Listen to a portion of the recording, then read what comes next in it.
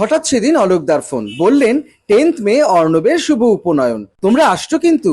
অলোকদের আমন্ত্রণ বলে কথা, সেটা কি কখনো ফেলা যায়? তাই দুজনে মিলে পৌঁছে গেলাম সেখানে। ঢুকেই প্রথমে দেখা করলাম আমাদের রাজপুত্র অর্ণবের সাথে। আর তারপর দেখলাম যা গরম পড়ছে, সবাই এসে একেবারে ভিড় জমিয়েছে মুনলাইটের মকটেল কাউন্টারে। দেখো, মকটেল তো অনেক খেয়েছি, তবে আজকের মকটেলটা কিন্তু সেরার সেরা। সত্যি বলতে এই গরমে প্রথমবার লিচু খেলে তোমার যে অনুভূতিটা হবে, ঠিক সেম ফিল পেলাম মুনলাইট স্পেশাল লিচি পিঙ্ক লেডি এই ড্রিঙ্কটা খেয়ে। এটা তো মাস্ট ট্রাই একটা ড্রিঙ্ক। পিঙ্ক লেডিকে সঙ্গে নিয়ে পৌঁছে গেলাম স্টার্টার কাউন্টারে। পনির শাসলিক, চিকেন পাকোড়া আর ফিশ ফিঙ্গার দিয়ে পেট পুজোটা শুরু করে দিলাম। যেমন ভালো পনির, তেমন ভালো চিকেন পাকোড়া, তেমন ভালো ফিশ ফিঙ্গার। আচ্ছা, সব ভালো যদি থাকে তাহলে কি আর পেটকে মানানো যায়? মুনলাইটের ফিশ ফ্রাই যে ভালো হয় সেটা তো তোমরা অলরেডি এখন জেনে গেছো।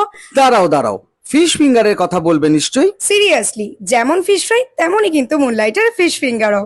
সবচেয়ে বেশি যা নজর কাড়লো, কাল কিন্তু মুনলাইটের সব মেম্বারদের একই রকম ধুতি পাঞ্জাবিতে দারুণ লাগছিল। আরো একটা কারণে কালকের ওকেশনটা খুব স্পেশাল, কারণ কাল ছিল একেবারে বসে গুছিয়ে তৃপ্তি করে খাওয়ার ব্যবস্থা। শুরুতেই চলে এলো, এ কি, আধার কার্ড? না না, এটা আসলে মেনু কার্ড। প্রথমেই পাতে পড়লো নুন আর লেবু।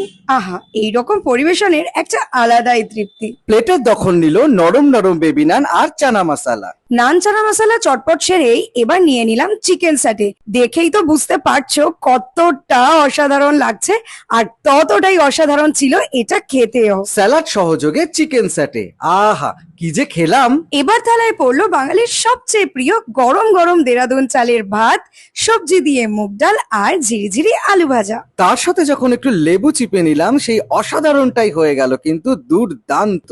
আরে আসুন আসুন, আপনার জন্যই তো অপেক্ষা করছিলাম। বিশ্বাস করো, প্রথমেই যখন মেনু কার্ডে ওনার নাম দেখলাম, তখন থেকেই মনটা শুধু চিংড়ি চিংড়ি বলে যাচ্ছে।